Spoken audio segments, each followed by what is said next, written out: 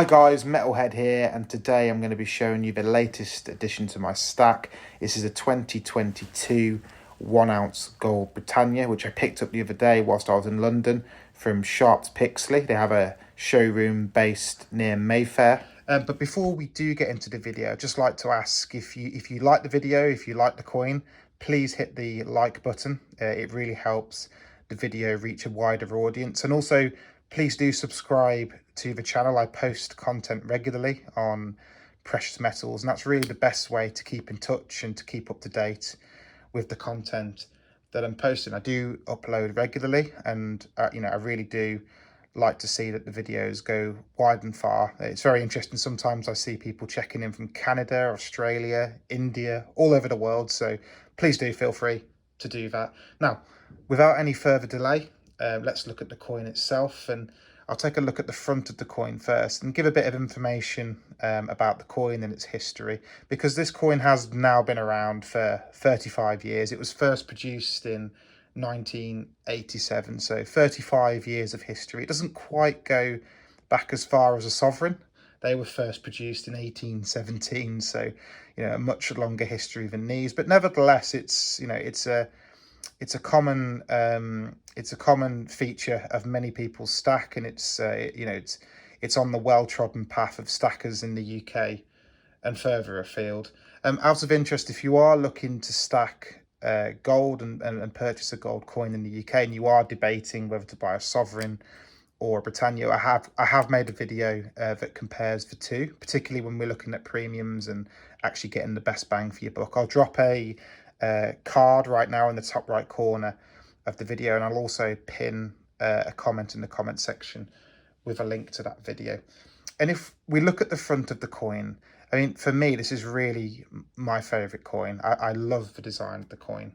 You can see on the front a depiction of Britannia stood proud there in the middle, holding a shield on the right hand side, and that shield, which bears the Union flag, that's really meant to be a symbol of Britain's strength. And she's also holding, along with that kind of mighty powerful symbolic representation of strength, she's also holding an olive branch, which is meant to represent peace. And around the coin, you've got some writing that's stamped into the coin, and clearly on the left there you've got Britannia, which obviously lets you know that this is a Britannia coin. 2022 the date, the fact it's 1 ounce, and also, as I mentioned earlier, since 2013 the fact it's 999.9 fine gold, i.e. 24 karat gold. And actually, before I flip the coin over, and something that's often not mentioned, when I see people talking about these coins or thinking about these coins, is a little feature at the bottom of the coin. If you look closely, you'll see a little stamp at the bottom that says Nathan. Don't know if you can see that. Hopefully my camera quality is good enough. I think I can just about see it on the video. And some people wonder, what does that mean? What does that refer to? And what that is, it's the designer of the coin. His name's Philip Nathan. So that Nathan there sits at the bottom of the coin as a tribute, effectively, to the designer of the Britannia, Philip Nathan. So I'll just flip the coin over and have a look at the reverse, and straight away you can see Queen Elizabeth II there in all her glory, right in the centre of the coin. And this is actually, I believe, the 5th portrait of Queen Elizabeth, a little bit older than some of the previous ones. That was designed by someone called Jody Clark, and that sits on most coins produced by the Royal Mint. And you can also see the denomination there of the coin being £100. And another thing on this coin is you can see the background of the coin. It's got what we call a radial pattern, so it's slightly raised, little bumps on the coin, and that nicely links into some of the features of the coin that I quite like, and that's the security features that have started to come into play more so in recent years. And one of them features is actually on the shield that I mentioned earlier. Hopefully you'll be able to see if I move it around a little bit in the light. On the shield there's lots of little micro lines, so tiny little engraved lines on the shield. Hopefully Maybe I'll bring it a bit closer. I can maybe see if we can focus in on that. Let's have a look. Well, I'm not sure if, hopefully you'll be able to see it, but if you can't, take my word for it. There's some little lines that are closely packed together along that shield. And the idea is that by having them in place on the shield, it just makes it much harder to counterfeit. Counterfeiting is a big problem with bullion, silver, on gold, on platinum, but particularly on gold, where, you know, the payoff for someone creating a fraudulent coin can be quite big on a coin like this, on a 1 ounce gold coin. So they've brought in security measures to Royal Mint. That's the first one that I think is worth mentioning. The other one is, if you look on the background of Britannia, you can see that there's these waves in the background, which is kind of just sat there with Britannia ruling the waves there. You can see the waves in the background. And again, they're quite hard to replicate. If you want to produce a counterfeit, that would be particularly troublesome to actually, you know, counterfeit. And another thing that you've probably noticed in the bottom left corner of the coin is that little circle slot there. And if you look at it now, you can see a padlock. You can see that there in the bottom left side of the coin, just above Britannia, just above the B on Britannia, there's a padlock. But actually that changes. It transforms when you move the coin from a padlock to what they call a trident. So I'll just move the coin now, and hopefully, maybe I'll bring it a bit closer.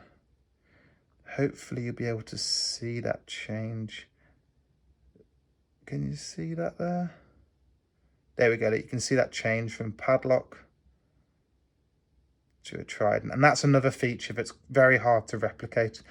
And the final feature I'll show, just on these security features, and hopefully you're able to see this. If I slowly bring it closer, it might help. On the rim, so where the waves are, on there's the sort of circle that goes around Britannia next to the waves. I don't know if you can see, but where I'm pointing to here, on this rim, there's some very, very small font stenciling, some writing that's been engraved onto the coin. And what it says is Decus et Tutemen, which actually translates as an ornament and a safeguard. And it's so fine that I don't... Oh, there you go, actually. I think you can see it quite clearly now. Yeah, you can see that around the rim of the coin. And it's so fine that it's even hard to see with the naked eye. But again, it just makes it much harder to counterfeit. So some really good security features on the coin. And I'll just touch for a moment. I know on a lot of my other videos, people are quite interested in the economics and the financials of buying bullion. And I'll just mention a few things about that. I mean, one of the attractions that I find with buying, you know, coins like this, like a Britannia or a sovereign, but particularly a Britannia, is that they are capital gains tax free in the UK. So the Royal Mint, when they produce coins, they're more often than not legal tender. So in this case, it's £100. So what that means is, it doesn't mean I'm going to take it to the shops and use it to buy my groceries, but it's technically categorized as currency, which you don't pay capital gains tax on. Now, that doesn't affect me too much at this point. I don't have a huge gold and silver stack, but as that develops over the years to come, it's something that I'm starting to think about now and kind of preparing for the future, because, you know, no one wants to pay tax if they can avoid it on their gold and silver bullion. And the good thing about a 1 ounce gold Britannia is, unlike silver or platinum, there's no VAT to pay on gold as it stands right now. So there's not that extra 20% hit that you take when you buy silver and platinum. And in terms of the premium that I paid for this coin, so what I mean by that is the amount that I paid for the coin over and above what it's intrinsically worth. So if you were to melt down the coin and take the gold out of it in its raw form, how much have I paid over and above that raw gold price for this coin? So I'm going to actually try and demonstrate. I'm going to draw a little table just to show how that worked out in this case. So on this coin, I'm just going to put a little column in here.